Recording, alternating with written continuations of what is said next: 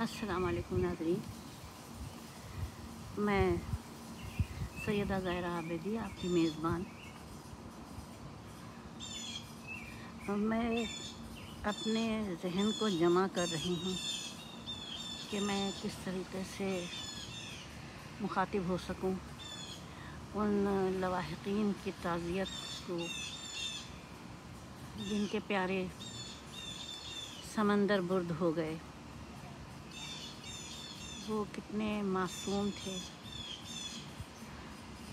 انہوں نے کتنے محنت سے پیسہ حاصل کیا، اس کے بعد پھر موت کے سوداگروں کے حوالے کر کے موت کو خریدنے چلے گئے.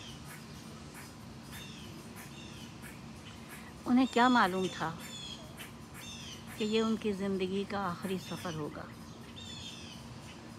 ایسی دلخراش کہانیاں ہیں جن کو بیان کرنے کی ہمت نہیں ہے. کہیں 5 بہنوں کا اکلوتا بوڑھے ماں باپ کا سہارا بچہ ہے، کہیں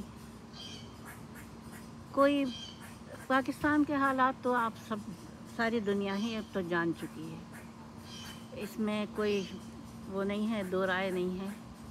گزشتہ 75 سال میں جس طریقے سے لوٹ کر پیسہ باہر بھیجا گیا، لانچوں کے ذریعے بھیجا گیا، اکاؤنٹ کے اس میں نہیں وہ رہا، گنجائش نہیں رہی تو لانچوں کے ذریعے بھیجا گیا. جس نے بھیجا جیسے بھیجا، بس لوٹ کے بھیجا، جہازوں میں بھیجا گیا. جنیوا ایئرپورٹ پر سارے حساب کتاب کیے گئے، دبئی سے کیے گئے، دبئی کے سمندروں سے تجارت ہوئی ہمارے پاکستان کے غریب عوام کی. الفاظ نہیں ہیں اور کچھ کہنا بھی فضول ہے. گرفت اتنی مضبوط ہے، اتنی مضبوط گرفت ہے کہ اسے سوائے خدا کے کوئی توڑ نہیں سکتا ہے اس گرفت کو. ایسے فرائض مسلط ہیں A to Z. شاید کوئی ایسا آتا ہو جو پاکستان سے مخلص ہوتا ہو، جو پاکستان کے عوام کے لیے سوچتا ہو، جو پاکستانی بچوں کے لیے سوچتا ہو. شاید کوئی ہوتا ہوگا کوئی دیوانہ جو سوچتا ہوگا کہ پاکستان کے عوام کا بھلا ہو.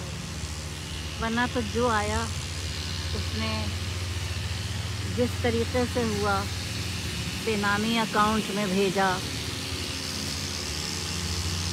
اب مجھے روکنا پڑے گا کیونکہ یہ گیس کٹر والا آ گیا ہے، تو پھر میں آپ سے بعد میں بات کروں.